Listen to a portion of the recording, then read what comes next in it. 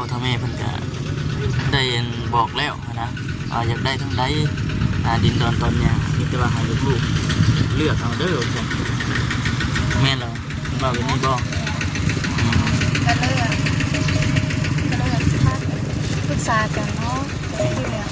เดี๋ยวบ่ได้อยู่ไกลกันเนาะคนอยู่น้ำเพิ่นอยู่น้ำพ่อแม่นี่ละแต่ว่าเพียงแต่ว่าเฮาอยากได้เป็นของเฮามีแต่ว่าอยากได้เป็นของเจ้าของพี่น้องเนาะ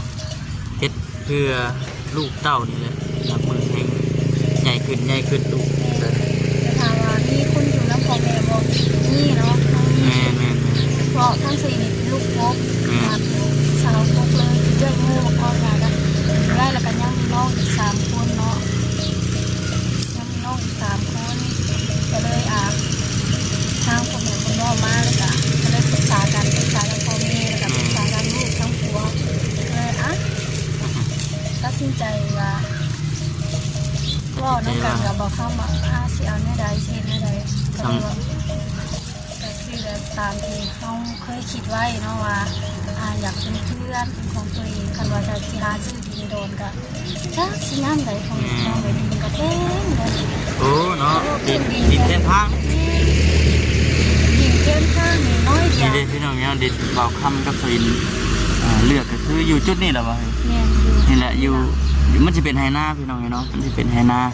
แต่กี้นี่เป็นดอนเลยอันนี้ได้นี่เป็นดอนแบบมีแต่ว่าเขาพูดแล้วว่าที่ทางมีแต่การมีแต่จะตั้งมุ่งตั้งใจบืนพี่น้องเนาะบุกบืนหาเงินหาคำติดตามกำลังติดตามงบตามกำลังเขาคือปีนี้เอาอย่างหนึ่งปีหน้าเอาอีกอย่างหนึ่งบุกพากันลุยแบบสวินมีที่ได้ปลูกพริกขายเด้อเจ้าปลูกพริกขายทงละ10,000ทงละ10,000เก็บไว้เบิ่ง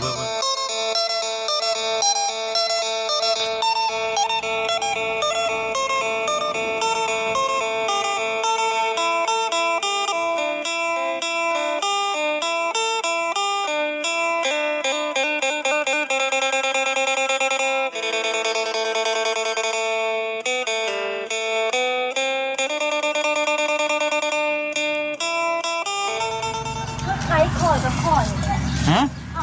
เราผู้ผลิตลูกค้าจริงไผ่เราเห็นว่ามันโผล่ไผ่ใช่ได้ปอแล้วลูกกระอันจุดเราไปเล็งคือเขาไอเล่ได้ทำปั่นค่ะเอาลูกมาบูเราไปเล็งไผ่ขึ้นมาแล้วเนี่ยว่าเราแต่บ่าย2เรายันเครื่องไม้เราเพดิว่าปกติมันก็ต้องไว้อยู่แล้วเครื่องปั่นมันเกาะกันครับมันรถไถพอนี่ก็ขออยู่ได้ขอจะมองเล่งด้วยมองเล่งก็เดี๋ยวเรามาเป็นมองว่าถ้ากันว่าเรื่องกันปั่นมันพี่น้องเนาะพูดดีว่าหากเฮ็ดเวียกเรื่องพวกหันพี่น้องเนาะหากันมาถ่ายคลิปก่อนช่วงคำด้วยช่วงคำช่วงเล่งนะพี่น้องเนาะคิดได้ยินเสียงอยู่บ่ได้พี่น้อง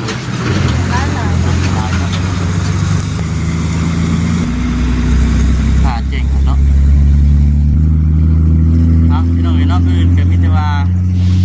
กาบทักทายสบายดีเด้อพี่น้องเด้อเนาะทักทายสบายดีคอมเมนต์น้อยซีกันทุกคนพ่อกับบ่าวคำสาวอินเก่าเมื่อไรถ่ายคลิปน้ำกันกันโดนตื่นนิดวันนี้ทีมมันขอส่งมาทำเพื่อนเป็นยังจะเห็นยังคือว่าพวกเขาจะเห็นยังคือว่าพวกเขาของนะเวลาตัวเศร้าตัวก็ไปนะทำตัวเศร้าก็มีแต่เรียกพวกเป็นเพื่อนแต่เป็นล้างหน้าล้างตาออกไปเรียกไปงานนะแค่สิบได้มีเวลาถ่ายคลิปกับลูกกับเมียเพราะมื่อนี้เป็นยังก็เป็นแบบมื่อนี้นะยุดมื่อนี้เนาะจับไม้เด็ดเรียกกันมันพ่อทุกแม่ด้วยเด็ดเรียกเพื่อนน้องชาตินี่แหละพี่น้องเนาะแม่จับไม้เนาะจับไม้น้ำเพื่อนเด็กก็เลยโจ๊กก่อนมาสั่นมือนึงและมาเป็นมืออื่นก็เลยก็ได้ออกไปข้างนอกคือเก่ามีแต่ติดตามเบิ่งด้วยพี่น้องเด้อเนาะติดตามเบิ่งไปน้องกันเพื่อนเข้มทานพี่น้องเลย พื่อนเส้นทางกับมีในกี่ปุ่นทางเพเนี่ยว่าเวลารถเลนมาแบบปั๊บบางท่านก็เจ้าปล่อยในจังหวะภายในเนาะงัวมัดเบิดเลยบ่ มันบ่ได้ตรงกันตัวบ่ร้านมัน บางท่านเพิ่นบ่ค่อยก็วัดทุกดินแห่จนท่วมม่านฮอดหน้าห้านพุ่นแล้ว อุ้ยควันก็ลุกกลัวๆ คนไงก็รู้กลัวๆซั่น เนี่ยมันโมเมนต์เจ้าทางยางมันปิดทางดินแดงเลยลำบากแห้งเลยพี่น้องเลยว่าเอารถน้ำก็แห้งไว้อย่างนั้น ทางเพนี่ก็มันก็เป็นอุปสรรคในการขายเครื่องเฮากับแม่นอีกเพราะว่าเป็นหยังที่ว่าซั่นพี่น้องเนาะเฮาปิ้งหันปิ้งนี่มากก็ลูกค้าจะเจ้าสิคิดแบบใดเนาะบางทีก็ย่านกี่พุ่นกี่เพื่อยจังซี่ก็มีนะแล้วก็สำหรับพี่ได้เนาะลูกค้าเนาะเนี่ยความคิดเพิ่นบ่ได้ แต่ก็คือว่าอะไรพี่น้องเขาก็มัดใช้ทางยางเจืออยู่นั่นแหละบอกคำเลยที่ว่าทางเพนี่มันก็เป็นอุปสรรคในการเขาค้าขายงานมือกัน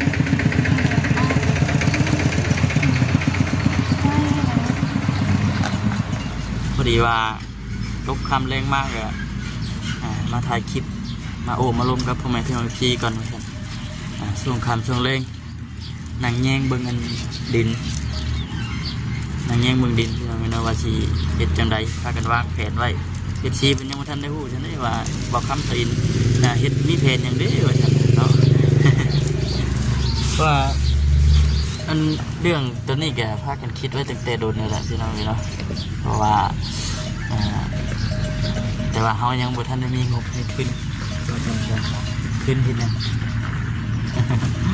คือประเด็นหลักๆก็คือคำว่าคำคิดไว้ว่าอยากเฮ็ดเพื่อนเชื่อปุ๊กเพื่อนนั่นแหละพี่น้องเนาะเพราะว่าคือทางพ่อทางแม่เพิ่นก็ได้บอกแล้วนะอยากได้ทั้งใดดินดอนตนเนี่ยมีแต่ว่าให้ลูกๆเลือกเอาเด้อแม่นเหรอบ่เป็นนี่บ่ก็เลยปรึกษากันเนาะ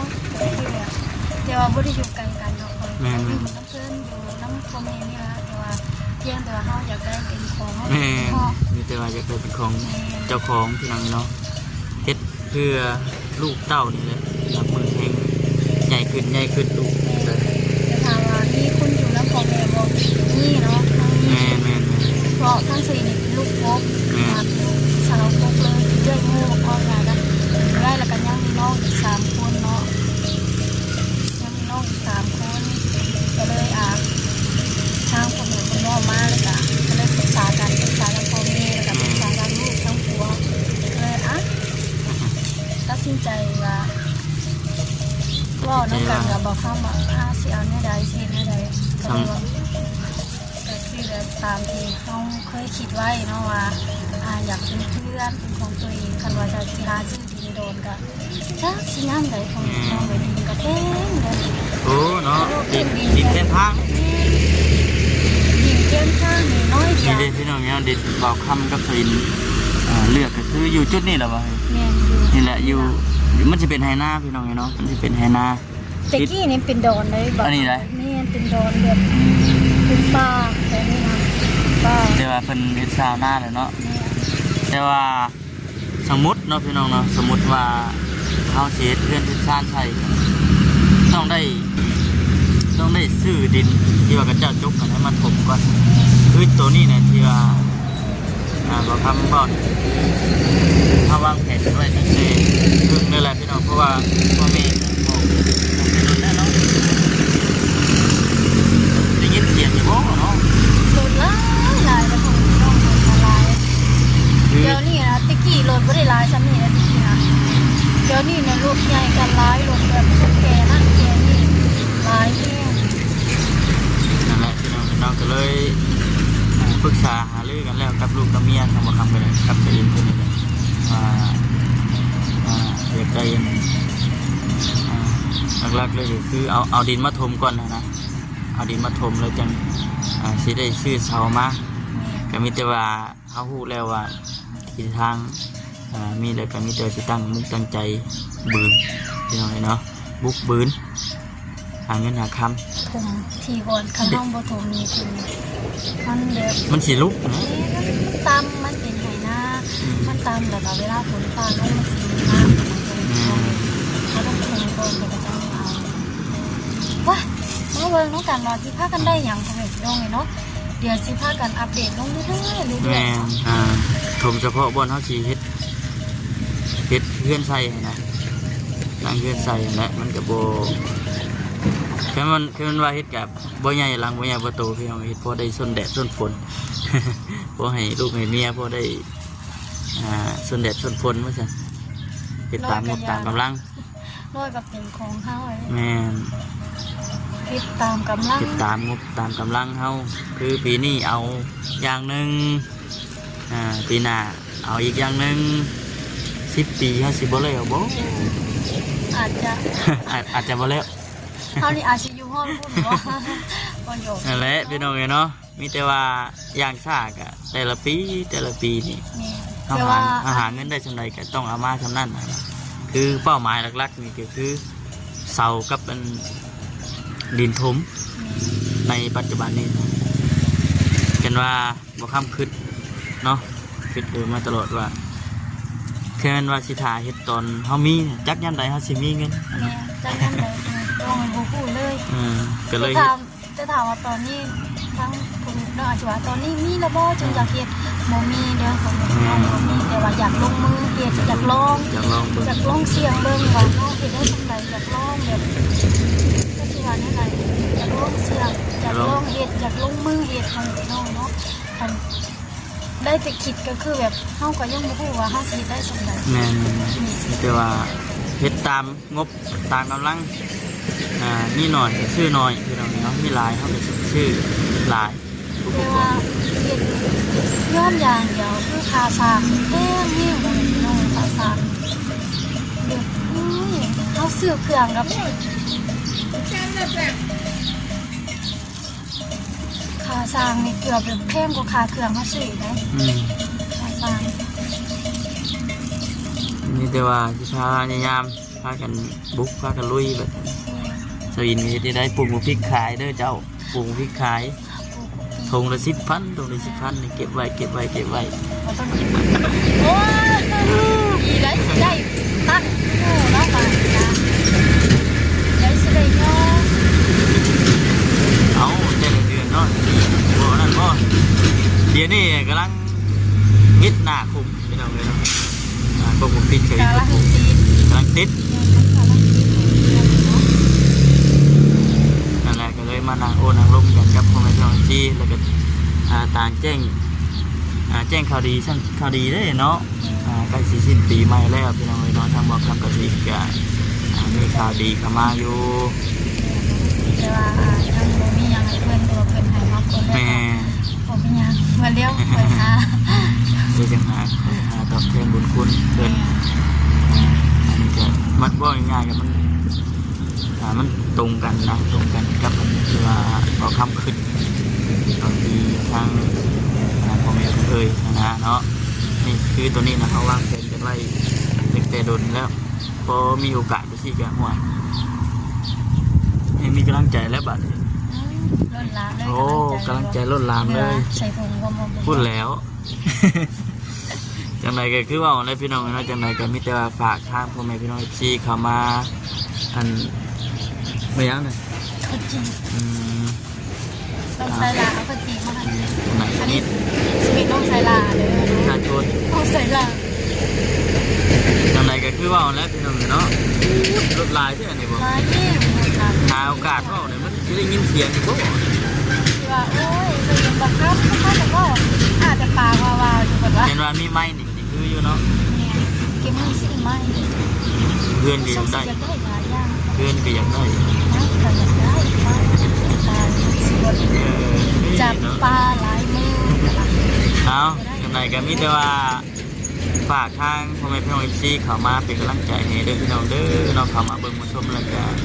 อย่าพากดขับโฆษณาของบ่าวครับกับสลินไปเด้อพี่น้องเข้ามาเบิ่งมาชมแล้วก็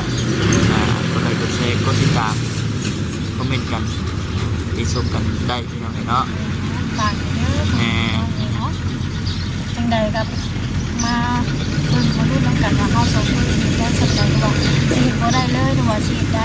เนาะ แต่ว่าอยู่ในช่วงนี้นะช่วงที่กระเจ้าไปจกดินแบบไปจกอยู่ไกลนะ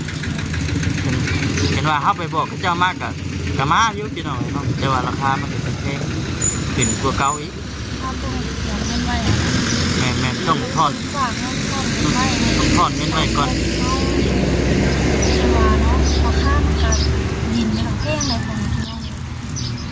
บ่เขากระถายเพิ่นมาจกเพราะว่าช่วงหน้าแล้งนี่กระเจ้าจกดินหลายบอนอยู่แล้วมีอยู่แถวรอบๆบ้านเขานี่ก็จะมาเรื่อยอยู่มีแต่ว่ารอช่วงรอจังหวะแล้วก็ต่างให้เวลาเขาหาเงินแล้วก็ทอนเงินไว้อีกนะตัวนี้แหละมีแต่ว่าสิพยายามพี่น้องนี่เนาะพยายามให้ถึงที่สุด แม่เนาะ ถือว่าเป็นความใฝ่ฝันเนาะ แม่ ของใครหลายๆคนพี่น้องนี่เนาะโมเมนต์แต่เฉพาะอันเบาคำก็จะอินนะดื่มในเพื่อนในชาติของใครหลายคนใครก็อยากได้คือกันเบิดอยู่พี่น้องแต่ว่ามันยากในตัวเดียวนั่นแหละยากจังใดก็มีแต่ว่าบุกบือเถอะแล้วเห็นเป้าหมายได้บัดนี้มีเป้าหมายแล้วซ้ำมีเป้าหมายได้เนาะของพากันว่าอยากมีเงินมีชาติเป็นของเจ้าของเบิดเท่านั้นแหละปะแต่มีแต่ว่าสิพาทางพ่อแม่พี่น้องที่เลาะเบิ่งดินโดนตอนหญ้าอันนี้จะเป็นทางเลขที่13เด้อพี่น้องเด้อเนาะผ่านไปผ่านมาเกิดมาคำนี่ก็ทางลง ปักช่องปักเซ่สมมติว่าเฮ็ดเฮือนเฮ็ดชานนี่ตั้งอยู่นี้เนาะตั้งอยู่นี่ก็ตอนเช้ามาเปิดห้านที่ว่าทางอ้ายผู้รักผู้ใหญ่เปิดให้ตอนแรกกับปิ้นห้านแล้วก็มานอนอยู่เฮือนเจ้าของแบบอันนี้คือการสมมุติเด้นะดีใจเนาะ เอามีแต่ว่าฝากเป็นกำลังแรงใจให้นี่เด้อพี่น้องเด้อนี่เด้ไปจะหยิบผ้าเลาะบ่ต่อมากันสิพากันถมดินไอ้จุดนี้เนาะเฮ้ยนี่จุดนี้เลย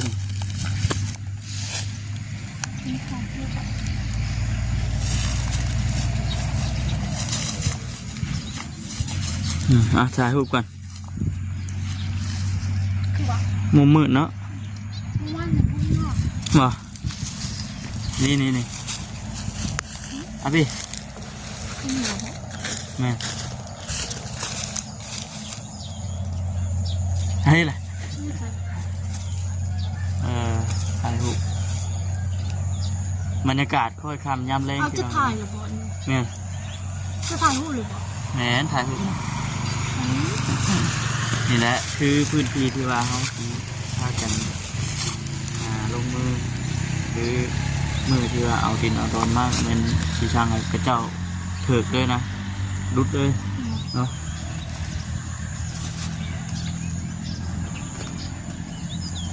กินก็จี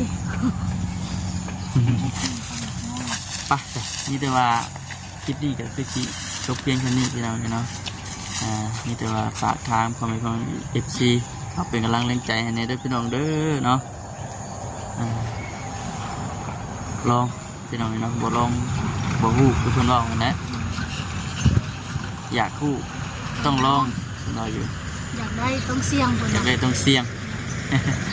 ติดของเฮาเองพี่น้องเนาะบ่แม่นว่านั่นดอกมีหน่อยเขาก็ซื้อหน่อยเขาจะได้หลาย